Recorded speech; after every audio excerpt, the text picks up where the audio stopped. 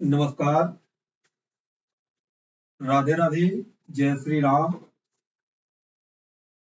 आप सभी छात्रों का हमारे YouTube चैनल भगवान श्री राम शिक्षण संस्थान यानी BSSS में बहुत बहुत स्वागत है। आज हम TGT की एक क्लास लेकर आ रहे हैं आप लोगों के सामने, जो इस सीरीज की तीसरी क्लास होगी और इसमें आपको कुछ ऐसे महत्वपूर्ण क्वेश्चन मिलेंगे जो आपकी परीक्षा के लिए विशेष उपयोगी साबित होंगे। तो आइए आज के सेशन की शुरुआत करते हैं। तो आपकी स्क्रीन पर पहला क्वेश्चन है, निम्नलिखित में किस रचनाकार ने अपना लेखन गद्य तक सीमित रखा है? आपके ऑप्शन है रामविलास शर्मा, रामचंद्र शुक्ल, प्रेमचंद और नगेंद्र। तो गद्य तक किस लेखक ने अपना लेखन सीमित रखा है? तो सही ऑप्शन है आपका मुंशी प्रेमचंद। मुंशी प्रेमचंद ने अपना जो लेखन है वो गद्य तक सीमित रखा है। इसके बाद आपका दूसरा क्वेश्चन आता है, अपभ्रंश को पुरानी हिंदी सर्वप्रथम किसने कहा है? तो पुरानी हिंदी सर्वप्रथम कहने वाले लेखक कौन है अपभ्रंश को? आपके सामने ऑप्शन है जॉर्ज ग्रियर्सन, चंद्रधर शर्मा गुलेरी, रामचंद्र शुक्ल और राहुल संकृत्यायन। तो आपका सही ऑप्शन है बी नंबर, चंद्रधर शर्मा गुलेरी। बात करते हैं चंद्रधर शर्मा गुलेरी की, तो इनकी प्रसिद्धि का एक कारण क्या है? तो ये अपनी एक कहानी से बहुत ही प्रसिद्ध हुए हैं। उस कहानी का नाम क्या है? उसने कहा था। चंद्रधर शर्मा गुलेरी की कहानी है उसने कहा है। उस कहानी की वजह से ये विशेष प्रसिद्ध हुए हैं। इसके बाद अगला क्वेश्चन आता है, हिंदी साहित्य के इतिहास को व्यवस्थित रूप देने का श्रेय किसको है? ऑप्शन है शिव सिंह सरोज, आचार्य रामचंद्र शुक्ल, जॉर्ज ग्रियर्सन और मिश्र बंधु। तो इसमें आपका जो सही ऑप्शन है वो है आचार्य रामचंद्र शुक्ल। शुक्ल जी ने हिंदी साहित्य के इतिहास को व्यवस्थित रूप दिया है।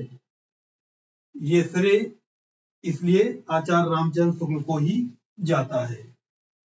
इसके बाद आपके सामने अगला क्वेश्चन आता है, हिंदी कोविद रत्नमाला के लेखक कौन है?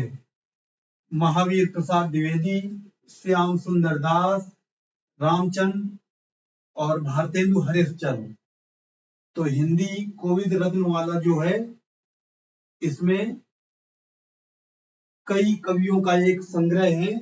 इसके जो लेखक हैं वो हैं बाबू श्याम सुंदर दास। तो आपका सही ऑप्शन है बी नंबर, श्याम सुंदर दास।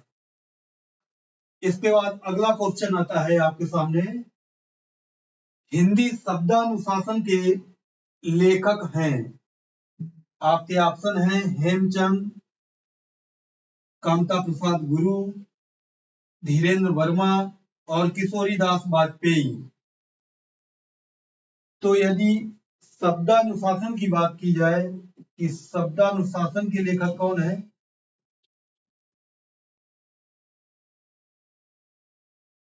तो इसके लेखक हैं हेमचंद।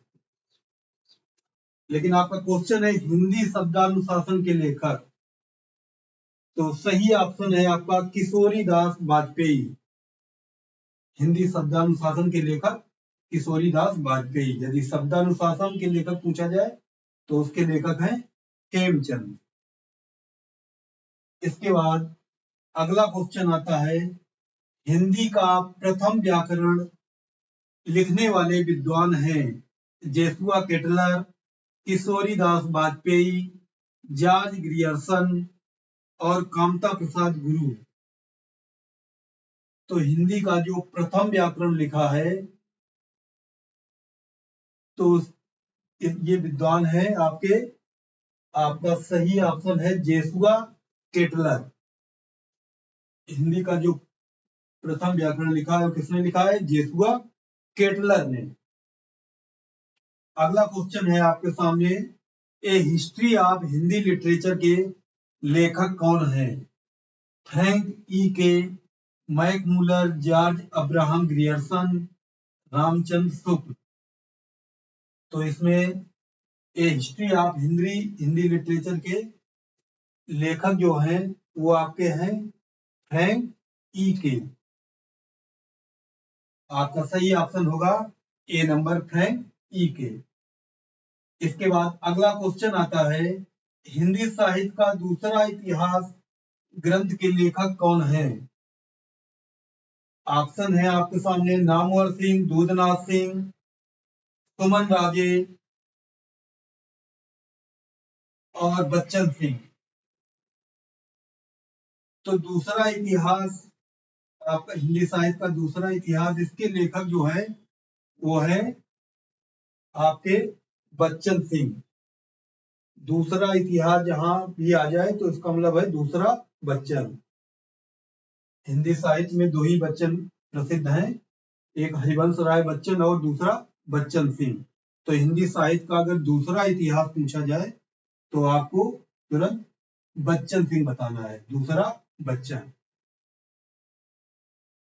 इसके बाद अगला क्वेश्चन आता है,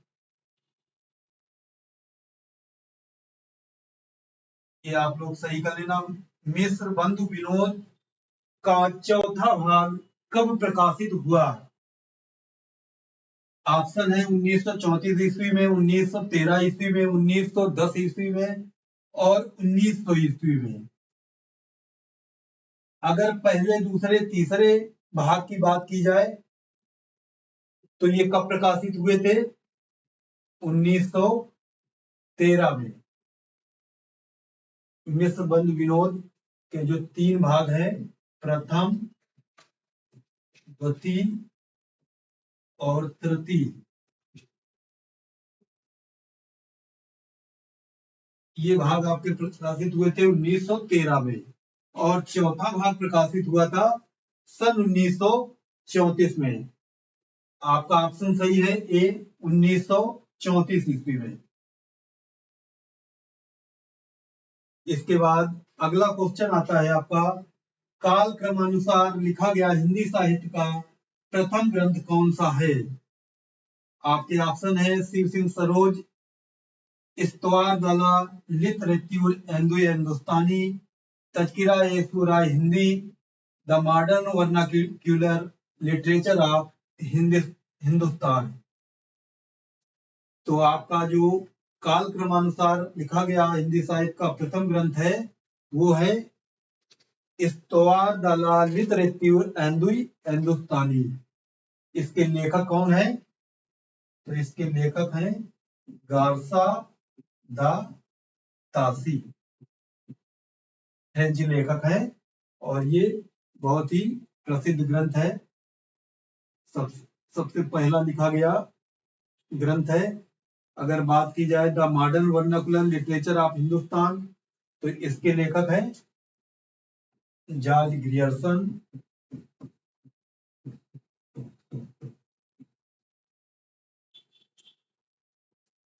इसके बाद अगला क्वेश्चन आता है,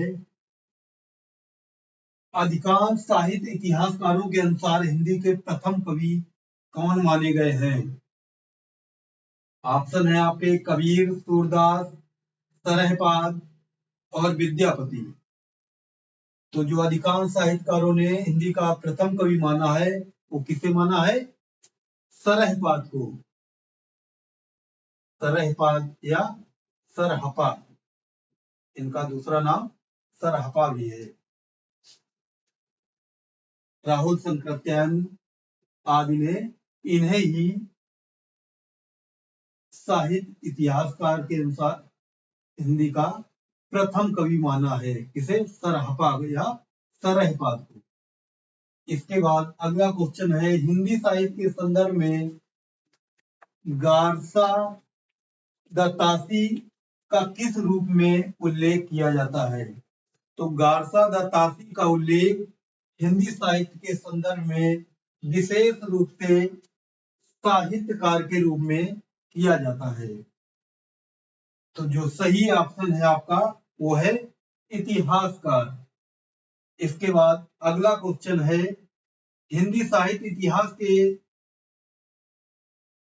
इतिहास लेखन की परंपरा का सूत्रपात किसने किया था? तो इसमें आपके हिंदी साहित्य के इतिहास लेखन की परंपरा का शुरुआत किसने किया था? तो इसमें जो सूत्रपात किया है वो है जॉर्ज ग्रियर्सन ने। तो सही आया ऑप्शन आपका जॉर्ज ग्रियर्सन। इसके बाद अगला क्वेश्चन आता है आपके सामने, हिंदी साहित्य जन समूह के हृदय का विकास है, यह परिभाषा किसकी है? ऑप्शन है आपके भारतेंदु हरिश्चंद्र, बालकृष्ण भट्ट, महावीर प्रसाद द्विवेदी और हजारी प्रसाद द्विवेदी। तो साहित्य जन समूह के हृदय का विकास है, तो ये परिभाषा देने वाले लेखक हैं बालकृष्ण भट्ट। तो सही ऑप्शन है आपका बी नंबर, बालकृष्ण भट्ट। इसके बाद अगला क्वेश्चन आता है, भाषा काव्य संग्रह किसकी कृति है?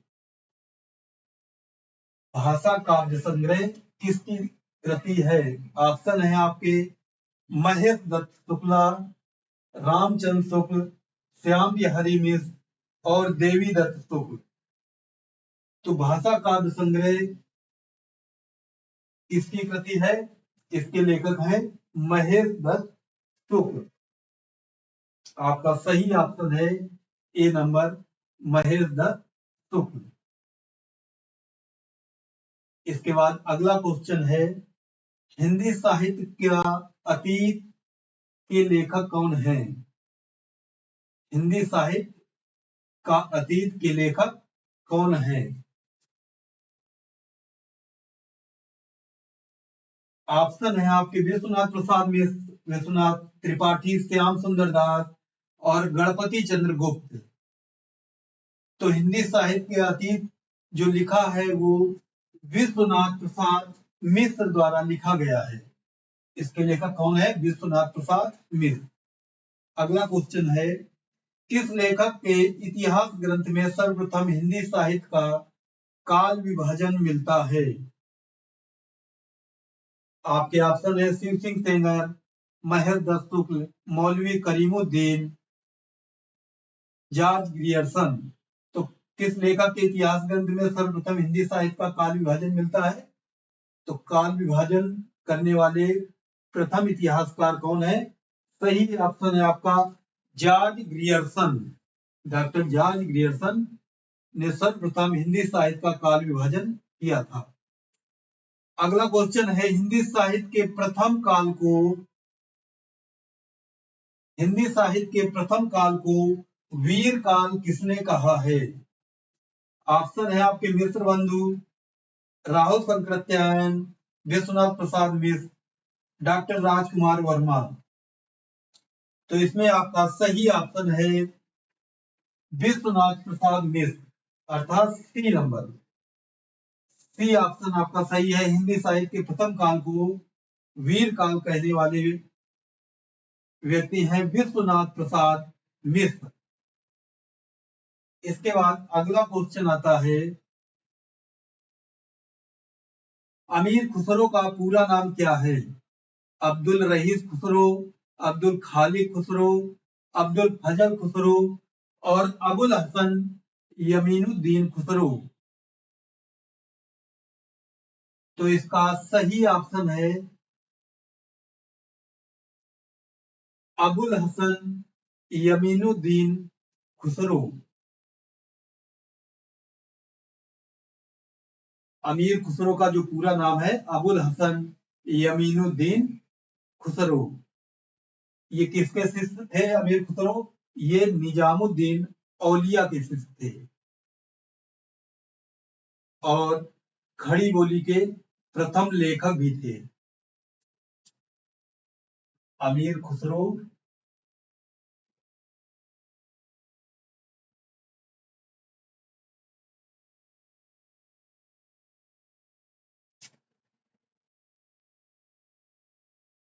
निजामुद्दीन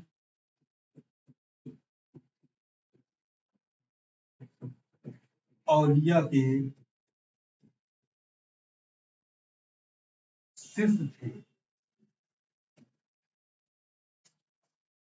और खड़ी बोली के प्रथम लेखक भी इन्हीं को माना जाता है। तो अमीर खुसरो का जो पूरा नाम है अबुल हसन यमीनुद्दीन खुसरो, और ये निजामुद्दीन औलिया के शिष्य थे, और खड़ी बोली के प्रथम जो लेखक हैं वो है अमीर खुसरो। अगला क्वेश्चन है, हिंदी भाषा का उद्गम और विकास के लेखक कौन है? तो आपके सामने ऑप्शन है डॉक्टर नगेंद्र, रामचंद्र शुक्ल, हजारी प्रसाद द्विवेदी और डॉक्टर उदय नारायण तिवारी। अगर उद्गम की बात की जाए तो उद्गम जब होता है, उदय जब किसी का होता है तभी उसका उद्गम और विकास होता है। तो इसके जो लेखक हैं वो हैं डॉक्टर उदय नारायण तिवारी। हिंदी भाषा का जो उद्गम और विकास है के लेखक है, किसे माना गया है? यह कौन है? ये डॉक्टर उदय नारायण तिवारी। इसके बाद आपकी स्क्रीन पर अगला क्वेश्चन आता है, हिंदी साहित्य के इतिहास लेखन में काल विभाजन और नामकरण का प्रथम प्रयास करने वाले लेखक कौन हैं? हिंदी साहित्य के इतिहास लेखन में जो काल विभाजन हुआ है और नामकरण हुआ है उसका प्रथम प्रयास किसने किया है? तो ये किया है जॉर्ज ग्रियर्सन, डॉक्टर ग्रियर्सन या जॉर्ज ग्रियर्सन। इसके बाद अगला क्वेश्चन आता है आपका, हिंदी नवरत्न का रचना काल क्या है? ऑप्शन है आपके सामने 1917, 1914, 1910 और 1909। तो इस हिंदी नवरत्न का जो रचना काल का समय है वो है 1910। सही है ऑप्शन आपका सी नंबर 1910। इसके बाद अगला क्वेश्चन आता है आपके सामने, आधुनिक काल को गद्य का नाम किसने दिया है? ऑप्शन है आपके आचार्य रामचंद्र शुक्ल, आचार्य हजारी प्रसाद द्विवेदी, डॉक्टर राम कुमार वर्मा और डॉक्टर गणपति चंद्र गुप्त। तो गद्य काल नाम किसने दिया है? आचार्य रामचंद्र शुक्ल ने। और आचार्य रामचंद्र शुक्ल की बात की जाए तो इन्होंने हिंदी साहित्य का इतिहास भी लिखा है और इन्होंने आधुनिक काल को गद्य काल का नाम भी इन्होंने ही दिया है।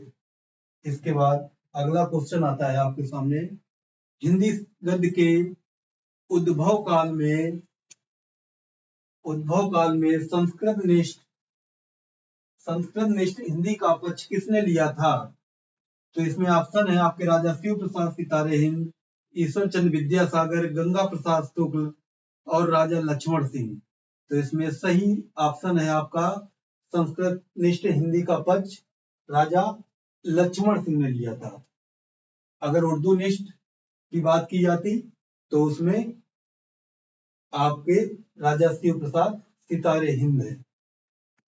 इसके बाद आपका अगला और आज के सेशन का लास्ट क्वेश्चन है, आचार्य रामचंद्र शुक्ल के अनुसार भक्ति काल का क्या समय है? संवत 1050 से 1375, संवत 1375 से 1700, संवत 1700 से 1900, संवत 1900 से अब तक। तो आपका सही ऑप्शन है रामचंद्र शुक्ल जी के अनुसार भक्ति काल का समय है 1375 से 1700। ये आज का आपका सेशन समाप्त हुआ और आप लोगों से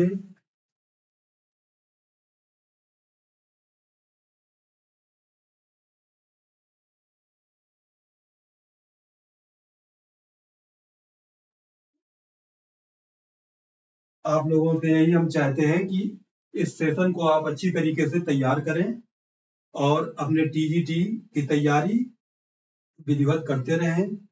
आपके टीजीटी की क्लास विधिवत आपको सेशन वाइज मिलती रहेगी रेगुलर, और आप लोग विधिवत इसकी तैयारी करते रहें। नमस्कार।